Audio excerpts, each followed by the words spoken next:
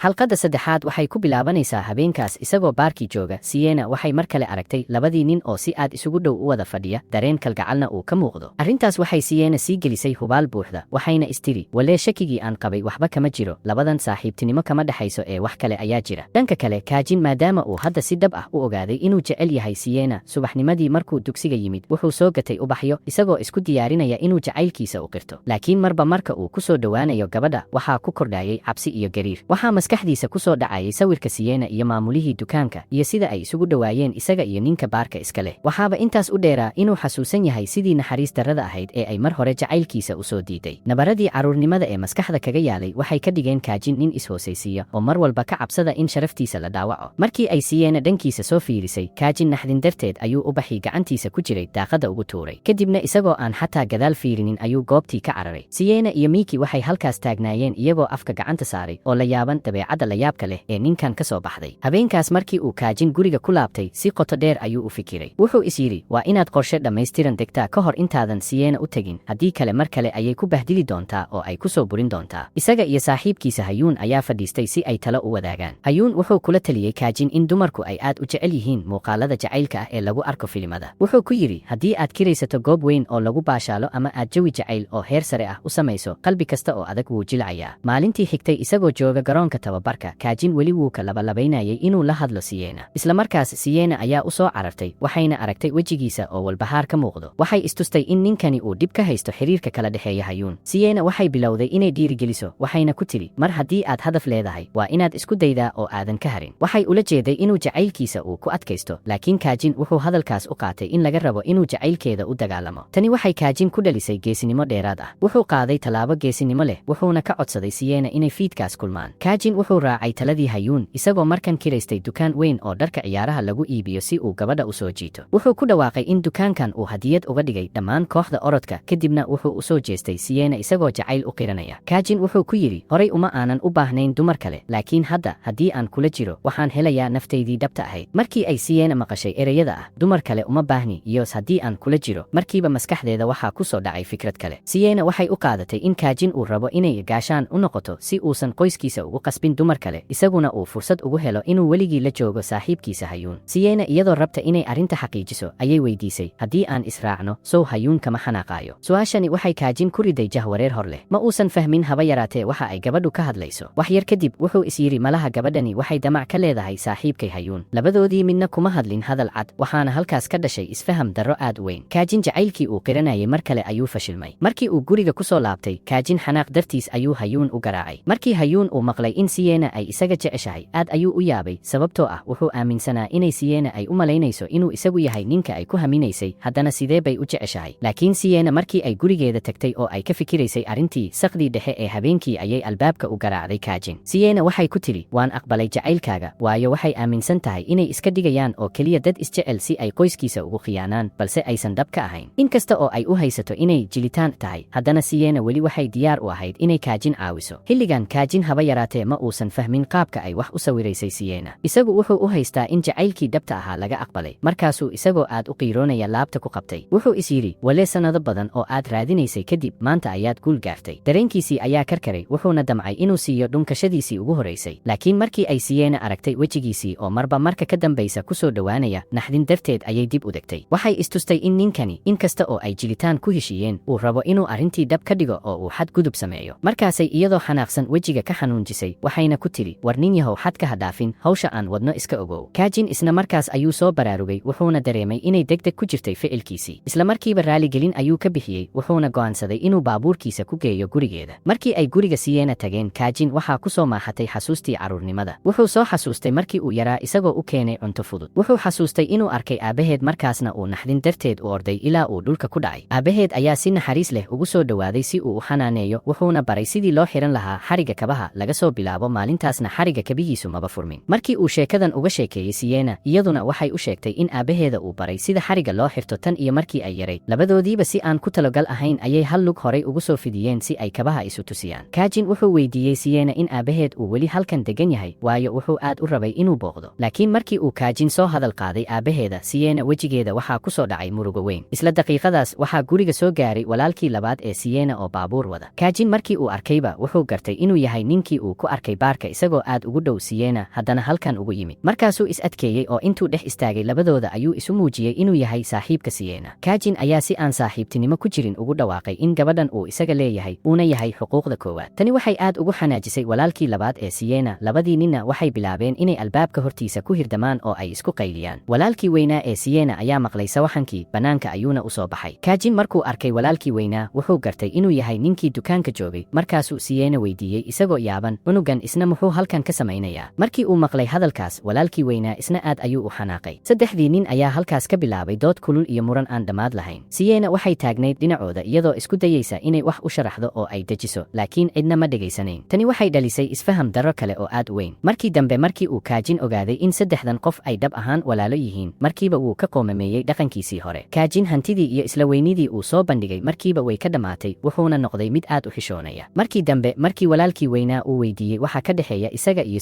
Sienna waxay tiri, dugsigii dhexe ayaan isku fasal ahayn. Laakiin Kajin ayaa gacanta qabtay Sienna oo yidhi, waan isjecelnahay. Balse labadii walaalo ee Sienna haba yaraatee ma aysan rumaysan, waayo waxay aad u ogaayeen in walaashood aysan marnaba ka helin ragga quruxda badan. Sienna ma aysan doonayn in sheekadan ceebta ah ay sii socoto, markaasay marmarsiyo raadsatay oo ay Kajin albaabka ka saartay. Markii uu Kajin ogaaday in labadii nin ee quruxda badnaa ay yihiin walaalaha gabadha uu jecel yahay, farxad ayuu dareemay. Guriga ayuu tegay isagoo boodboodaya oo fadhiga ku fadhiistay, balse waxaa ka naxsaday Hayuun oo si aamusnaan ah agtiisa u fadhiyey. Hayuun markii uu arkay Kajin oo sidaas u faraxsan, wuxuu xaqiiqsaday in saaxiibkiisa uu dhab ahaan uu jecel yahay Sienna. Laakiin Hayuun maba fahmi karin waxa ay dadku ku jecel yihiin Sienna iyo sababta ay dadka u soo jiidato. Isagoo la yaaban ayuu is yidhi, ragga dumar intaas ka badan haysta, sidee buu ugu dambayntii u doortay Sienna? Kajin isagoo aan ka labalabaynin ayuu yidhi, sababtoo ah Sienna waa qof qurux badan. Hadalkaas wuxuu ka dhigay Hayuun inuu u maleeyo in Kajin ay indhaha ka xanuunayaan. Waxaaba ka sii darnaa in Hayuun uu is yidhi, malaha Sienna ayaa maskaxda wax ka qabta. Ma uusan rumaysan karin inay Kajin ka heshay, markaasuu aad uga soo horjeestay in Kajin uu sii raadiyo Sienna. Laakiin markii dambe Hayuun wuxuu ogaaday in labadoodii ay dhab ahaan israaceen. Maalintii xigtay Kajin ayaa aroor hore guriga hoostiisa ku sugayay Sienna si uu taariikh shukaansi ula sameeyo. Sienna waxay muujisay iskaashi la yaab leh, isla markii ay aragtayba waxay ku booday laabtiisa iyadoo u jishay sidii inay aad u jeceshahay. Way isku duubtay, kadibna dhowr sawir ayay moobilkeeda uga qaaday. Kajin isaga oo aad u faraxsan, damacsanna inuu si adag u qabto Sienna, ayay si kedis ah isaga sii daysay, waxayna dhex gashay baabuurka. Waxaa soo baxday in wax kasta oo ay samaysay ay ahaayeen jiliin iyo iska dhigdhigis oo keliya. Laakiin xilligan Kajin wuxuu ahaa mid uu jacaylku waalay. Wuxuu u maleeyay inuu dhab ahaan gacanta ku dhigay wadnaha Sienna. Farxad iyo raynrayn darteed ayaa wejigiisii isku beddelay mid casaan ah. Intaas kadib maalintii ugu horreysay ee ay wada socdeen, meel kasta oo ay tagaan sawiro ayay isaga qaadayeen. Dadka banaanka ka fiirinaya waxay u arkayeen inay yihiin lamaane isjecel oo noloshu u macaan tahay. Kajin niyadiisu aad bay u dhisantay maadaama uu arkay Sienna oo iyadu bilaabaysa isku soo dhowaanshaha. Markii uu shaqadii dugsiga ku laabtay, wuxuu noqday nin aad u dabacsan oo la dhaqan wanaagsan maamulaha iyo macallimiinta kale. Si uu isaga mooso ceebtii hore ee ahayd inuusan lacagta bixinin, wuxuu xataa maamulihii iyo macallinkii fasalka ku martiqaaday cunto. Laakiin maamulaha ayaa xoogaa ka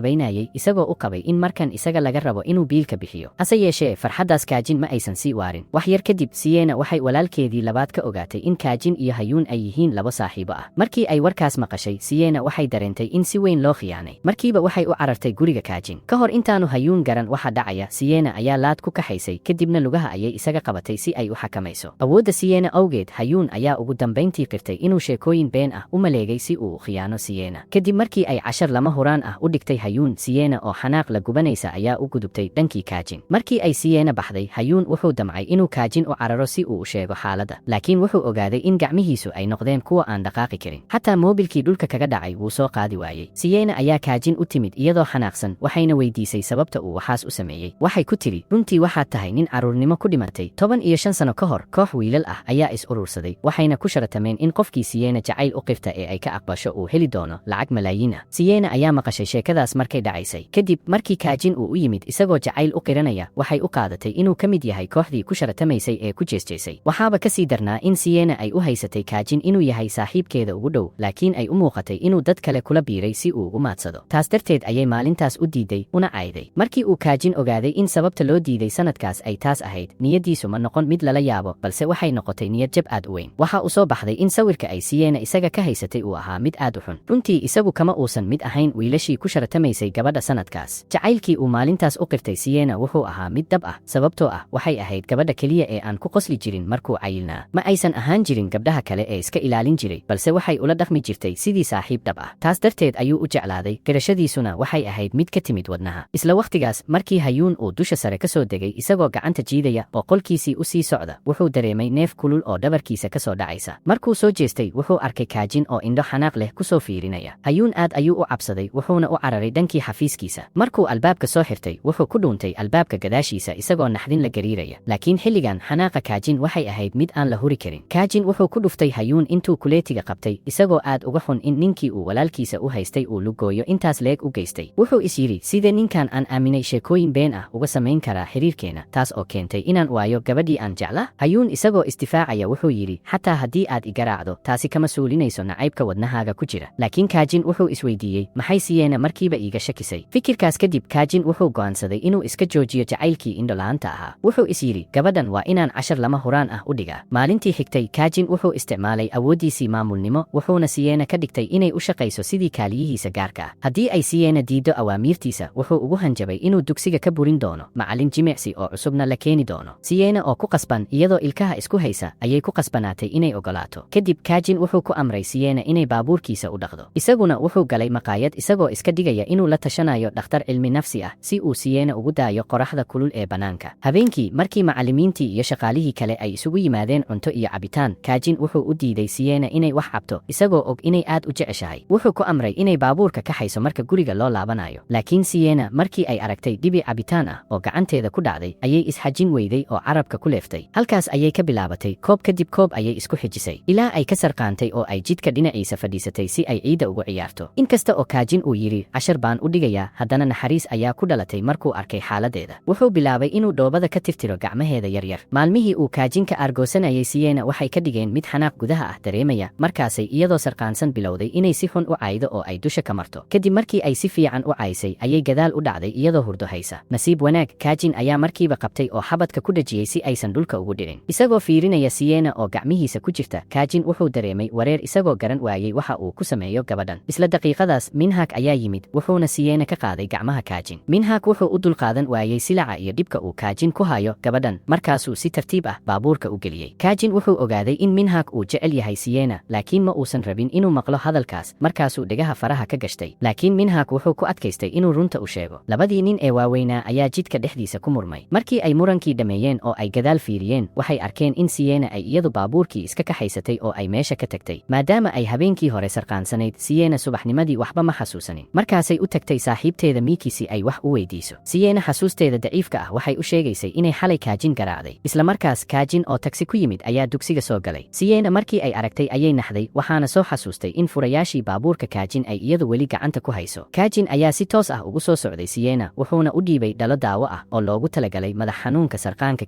Kadib isagoon erey dhihin ayuu gadaal u jeestay oo wuu iska tegay. Laakiin Siyeena indhaheeda Kaajin uma muuqan qof naxariis leh oo waxaa samayn kara. Waxay istustay in dhalada daawada ah ay sun ku jirto. Saddexdoodii waxay tageen qolka caafimaadka waxayna ku hareeraysnaayeen dhaladii daawada iyagoo muddo dheer fiirinaya. Dhammaantood waxay aaminsanayeen in Kaajin uu dhagar uma leegayo. Laakiin markii ay muddo dheer baarayeen waxay arkeen in dhaladu ay xiran tahay oo aan weli la furin. Siyeena waxay ku qasbaanaatay inay ilkaha cadayso oo ay daawadii mar keliya ay wada cabto. Runtii maalmahan Siyeena waxay ku jirtay silac iyo rafaad joogto ah oo kaga imaanayay xagga Kaajin. Xataa maamulihii hunguriga weynaa iyo macallinkii fasalka ayaa bilaabay inay si ula kac ah nolosha ugu xumeeyaan Siyeena. Waxay rumaysteen hadalkii ka soo yeeray gudoomiyaha guddiga agaasimada iyagoo u qaatay inay Siyeena tahay qofka ugu shaqada yar dugsiga, sidaas darteedna ay tahay in lagu kordhiyo shaqooyin ka baxsan midii loogu talagalay. Waxay bilaabeen inay u diraan dhowr iyo 30 erey oo aan shaqadeeda ahayn maadaama ay ogaadeen inaan laga jecelnayn dhanka gudoomiye Kaajin. Macallinkii fasalka ayaa xataa bilaabay inuu ku jeesjeeso isagoo iska dhigaya hogaamiye weyn, wejigana ugu soo dhowaanaya sidii isagoo leh maxaad nagu samayn kartaa, meelna uma haysatid inaad nooga dacwooto. Inkasta oo ay Siyeena wadnaha ka xanuunsanaysay, haddana si ay shaqadeeda u ceshato waxay ku qasbanaatay inay madaxa foorariso oo ay qabato shaqo kasta oo lagu soo tuuro. Markii ay dadkii goobta ka tageen, Kaajin ayaa dhanka kale ee jaranjarada ka soo degay. Waxay u muuqatay inuu maqlayay wax kasta oo dhex maray iyada iyo raggaas. Wuxuu fiiriyey maamulaha iyo macallinka oo kor u sii lugaynaya, indhihiisana waxaa ka muuqatay xanaaq sidii isagoo leh naagtan aniga keliya ayaa leh, nin kale oo soo faragelin karaana ma jiro. Runtii maamulaha iyo macallinku waxay faraha la galeen qof aysan ka adkaan karin. Kaajin wuxuu u tagay Siyeena wuxuuna ka dafay kartoonkii ay gacanta ku haysay, isagoo xanaaqsan ayuu si toos ah ugu tuuray miiskii maamulaha. Kadib Kaajin wuxuu weydiiyey maamulaha sababta waraaqahan hal dhinac keliya looga isticmaalay. Wuxuu ku yidhi waraaq kasta waa lacag, maxay tahay khasaaradan aad waddo? Miyaad u malaysay in lacagta aadan adigu jeebkaaga ka bixin ay ku siinayso xaq aad ku dhumiso hantida dugsiga? Maamulihii waa la canaantay ilaa uu hadal dambe ka soo bixi waayey isagoo gariiraya. kadib kaajin wuxuu dadkii oo dhan hortooda kaga dhawaaqay in laga bilaabo maanta Sienna ay shaqaynayso 24 saac oo xiriir ah oo ay isaga keliya ka amar qaadanayso qof dambena uusan u diri karin erey iyo shaqo kale. laakiin ficilkan uu ku difaacayo Sienna ma aysan u arkin mid naxariis ah, balse waxay sii kordhisay nacaybkii ay isaga u qabtay. habeenkii Sienna ayaa kaajin gurigiisa u kaxaysay. markii ay jidka marayeen waxay aragtay nin sarqaansan oo raba inuu baabuur kaxeeyo. markiiba baabuurkii ayay ka degtay, waxayna hor istaagtay baabuurkii kale si ay u joojiso. ninkii sarqaansana ayaa soo degay, wuxuuna bilaabay inuu la murmo. markii uu murankii ka adkaan waayey, wuxuu isku dayay inuu gacan u qaado. nasiib wanaag, kaajin ayaa isla markiiba soo dhex galay si uu u caawiyo. markii uu arkay kaajin oo dushooda taagan, dherer iyo xoogna u dheer yahay, ninkii sarqaanka ahaa cabsi darteed ayuu murankii u joojiyey. isla daqiiqadaas Sienna waxay fiirisay kaajin, waxayna dareentay in yar oo kalgacal iyo qadarin ah. markii dhibaatadii la xaliyey, kaajin aad ayuu u xanaaqay sababtoo ah Sienna waxay gashay halis nafteeda ku saabsan. markan Sienna uma aysan jawaabin, balse waxay uga tagtay iyadoo indhaheeda ilmo ka qubanayso. kaajin markii uu arkay dabeecadaas aan caadiga ahayn, wuu garan waayey xaaladda waxa iska bedelay. markaasuu u tegay saaxiibteeda Miki ayuu ka ogaaday in shilka gaari ee ay ku dhinteen waalidka Sienna sanado ka hor uu dhacay sababta oo ah darawal sarqaansan dartiisa. habeenkii uu shilkaas dhacayay waxay ahayd maalin ka hor safarkoodii qalinjabinta ee dugsiga. hadda ayuu kaajin fahmay sababta ay Sienna ballantii ay habeenkaas la lahayd isaga uga baxday. waxaa soo baxday in dhibaato weyn oo qoys ay qabsatay, isaguna uu si khalad ah ugu haystay inay ula kac ugu imaan weysay. markii uu ogaaday inuu si weyn ugu gafay, wuxuu isku dayay inuu u tago oo uu raaligelin ka bixiyo. fursaddan ayuu mar kale u isticmaalay inuu jacaylkiisa ugu qirto, laakiin haddana way ka diiday. tani waxay kaajin ku riday wareer iyo jahwareer uusan garanayn meel uu raaco. muuqaalka like saar haddii ay tahay markii ugu horeysay aad soo booqato janaalka. subscribe dheh, gambaleelka furo si aad u hesho muuqaaladayda xiga. mahadsanid.